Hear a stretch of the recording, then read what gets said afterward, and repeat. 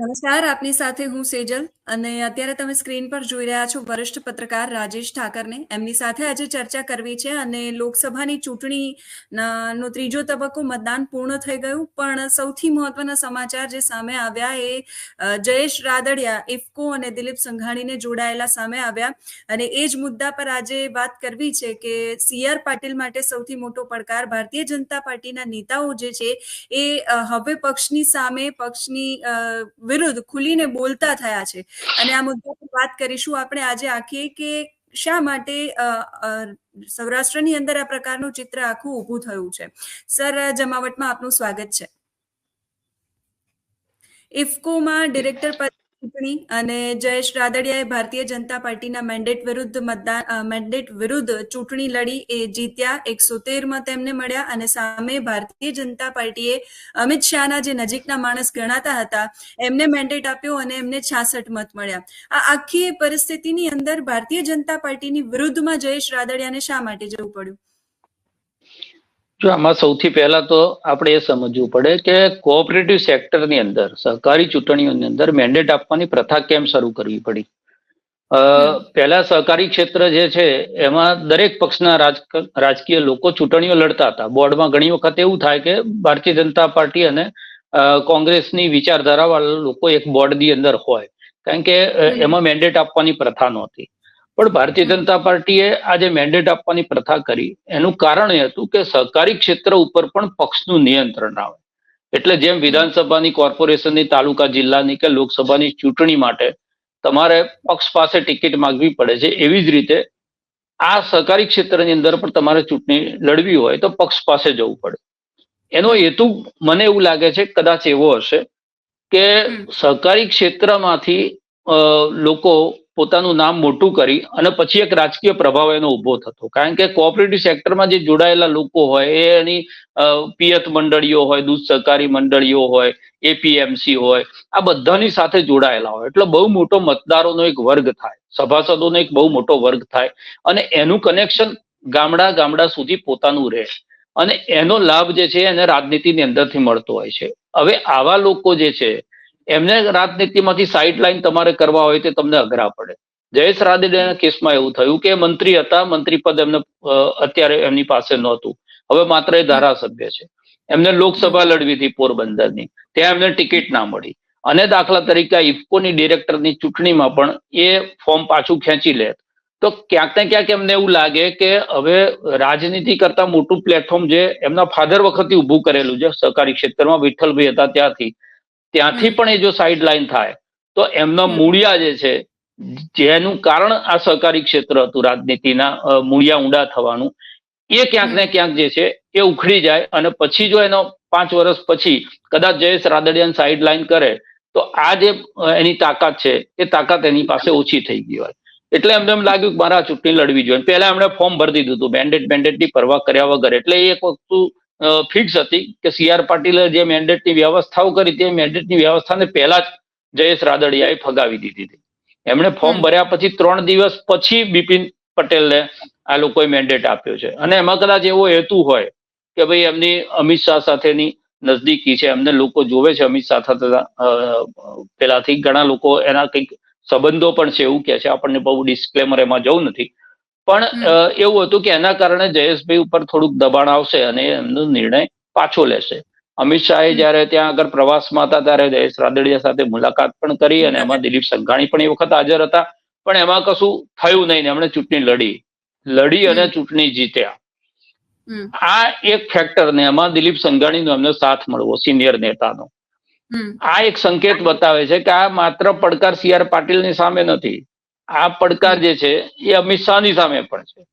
એટલે પાર્ટીમાં સૌરાષ્ટ્રનું એક રાજકારણ એક જુદી કરવટ લઈ રહ્યું છે. પહેલા આપણે એવું કહેતા હતા ચૂંટણીની અંદર ગરમાવો હોય, અત્યારે ચૂંટણી પતી ગયા પછી ઓર ગરમાવો આવ્યો અને આ જે એપિસોડ જે દિવસે બને છે એ જ દિવસે 2 વખતના સાંસદ નારણ કાછડિયા એક એવું નિવેદન કરે છે કે જે આ ઘટનાની સાથે આપણે એને કડી જોડી શકીએ કે પાર્ટીની અંદર બધું સમૂહસૂત્રું નથી.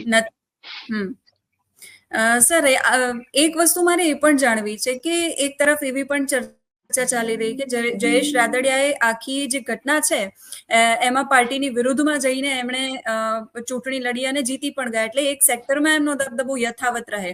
113 મત એમને મળ્યા અને જીત માટે if I am not wrong 99 આસપાસ કંઈક મત જોઈતા હોય છે અને એમાં 12 મતો પણ એમને મળ્યા છે. એટલે બીજા મતો એટલે કે અમદાવાદનું ને એ બધા જે નેતાઓ છે એમનું પણ એમને સમર્થન મળ્યું છે.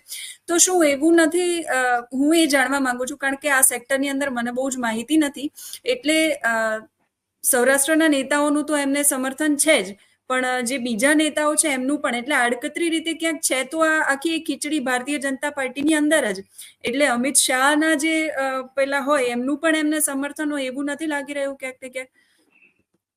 બિલકુલ આની અંદર દેખાય છે. અને 98 જેટલા મતદારોને તો 3 બસો ભરી અને પોતે જ લઈ ગયા છે દિલ્હી સુધી.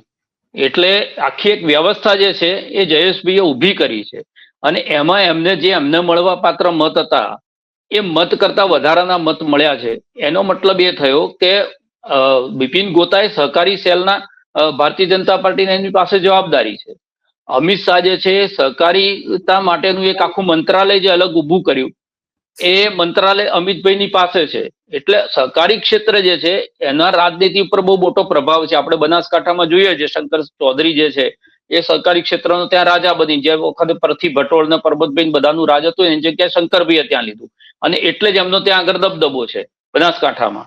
તો આ જ દબદબો પાછો લેવા માટે જે એક વખતે નરહરીભાઈના મોટાભાઈ ઘનશ્યામ અમીન પાસે હતો તે દબદબો પોતાની પાસે આવે એના માટે સહકારી સેલના જવાબદારી એ બિપિનભાઈને આપવામાં આવેલી અને સહકારિતા મંત્રાલય જે કેન્દ્ર સરકારનું છે એ અમિતભાઈની પાસે છે અને એ વ્યક્તિને પાર્ટી મેન્ડેટ આપે છે અને એ મેન્ડેટમાં સૌરાષ્ટ્ર બહારના પણ વોટ એ જયેશ રાદડિયા લઈ જાય છે. એનો મતલબ કે આ માત્ર જે આગ છે એ સૌરાષ્ટ્ર પૂરતી નથી અને એમાં જે સમર્થન આપનાર જે વ્યક્તિ છે દિલીપ સંઘાણી એ પાછા બિનહરીફ ઇફકોમાંથી ચૂંટાય છે. અને તમે સમજો કે આ જે ઘટના ઘટી છે એ એના આફ્ટર શોક બિપિન ગોતા જયારે એમ કે છે એમને આભાર માનતો એક વિડીયો જાહેર કર્યો છે એમાં એવું કહી રહ્યા છે કે અમે આ બંને જણા જીત્યા છે અને આભાર, પણ તમે વિધાનસભામાં ટિકિટ મળી ત્યારે જીત્યા હોત તો મને વધારે આનંદ થાય. એટલે ક્યાંક ને ક્યાંક ખટાશ છે એ દેખાય છે એમની હાર પછીની. અને બિપિનભાઈને ટિકિટ આપ્યા પછી ભારતીય જનતા પાર્ટીએ પ્રયત્ન ના કર્યો હોય કારણ સીઆર પાટીલે મેન્ડેટ આપ્યો એટલે પાર્ટી જે છે એ જ ઉમેદવારને જીતાડવા પ્રયત્ન કરે.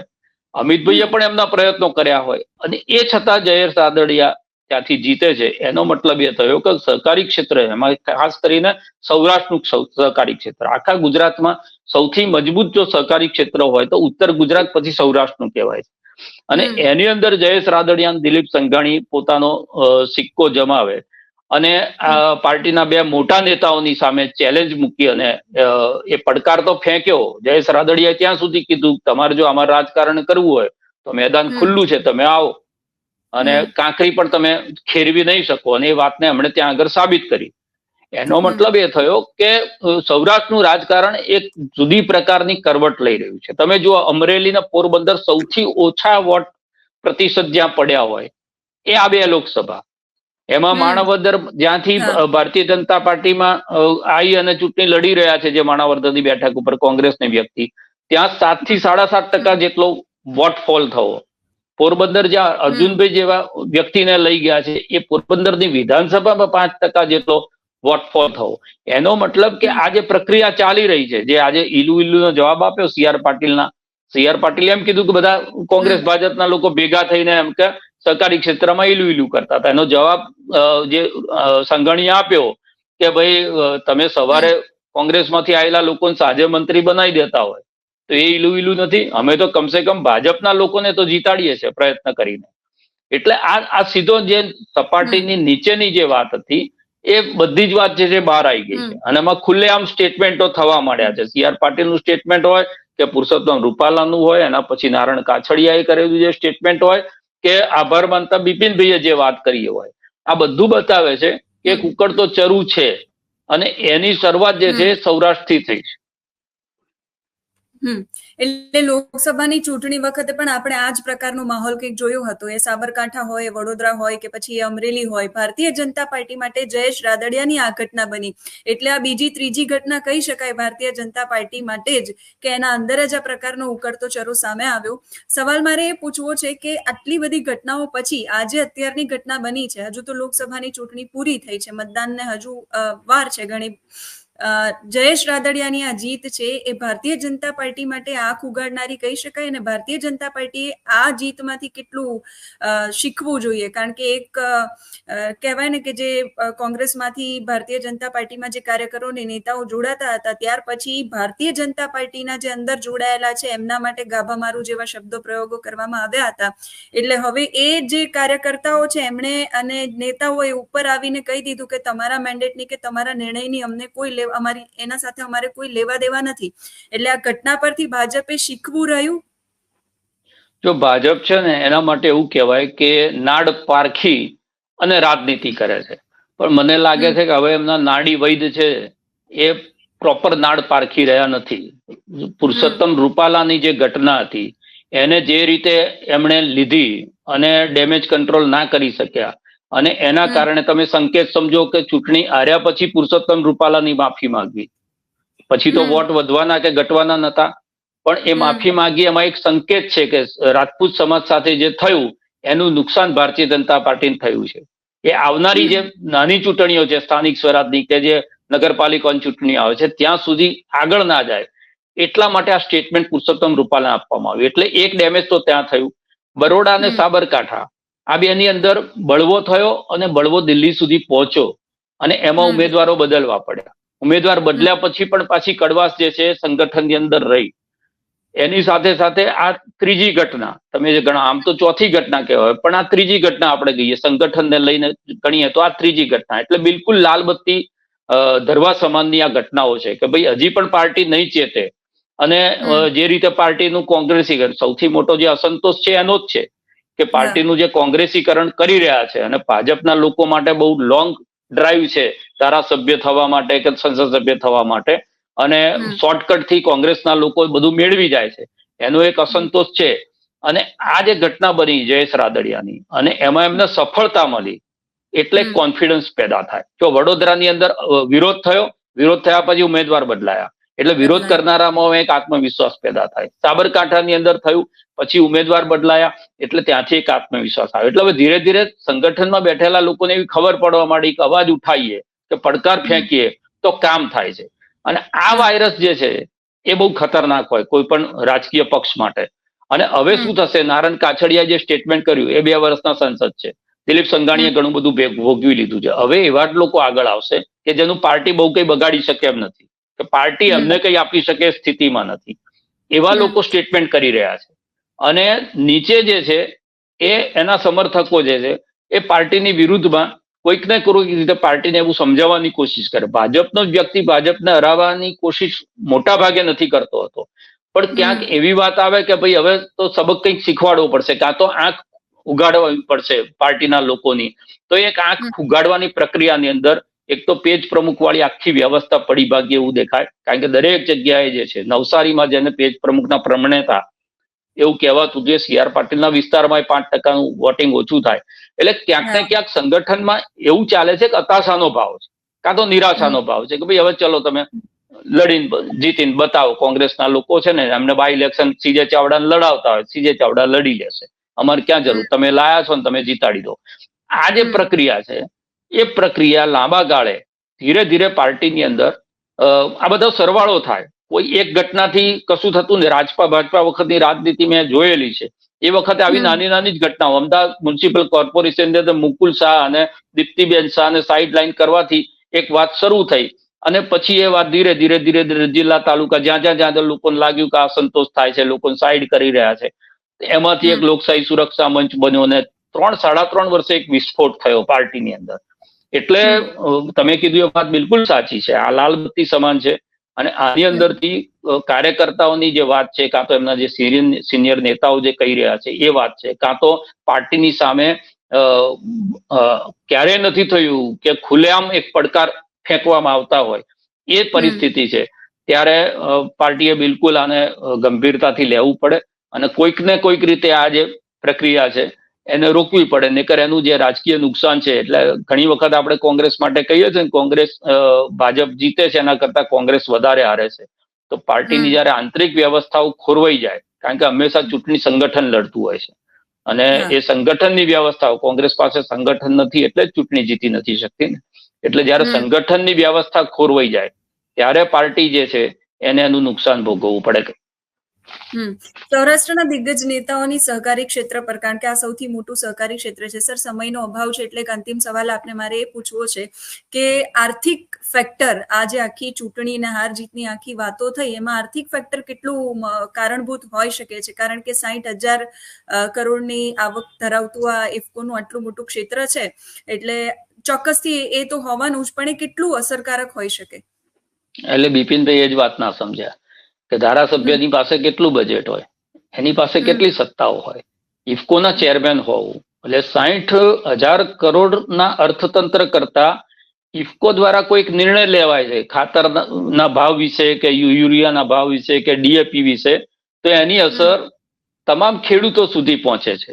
એટલે ત્યાંથી ચેરમેને લીધેલો એક નિર્ણય, એની પોઝિટિવ અસર કે નેગેટિવ અસર એ તમામ લોકો સુધી પહોંચે છે અને એટલા માટે મહત્વનું છે. આર્થિક ક્ષેત્ર તો બહુ મોટું છે જ. આપણે ઉત્તર ગુજરાતની જે ડેરીઓની ફાઇટ જોઈ પરથી ભટોળ પાસેથી, વિપુલ ચૌધરી પાસેથી જે રીતે ખૂંચવી લેવામાં આવી, તો એ તો છે જ આખું એ, પણ એની સાથે જોડાયેલું જે મોટું નેટવર્ક છે કે જે એનો આર્થિક લાભ લઈ રહ્યો છે અને એની સાથે સાથે એ સભાસદોની સાથે આ લોકોનું એક સીધે સીધું કનેક્ટ છે, સંપર્ક છે.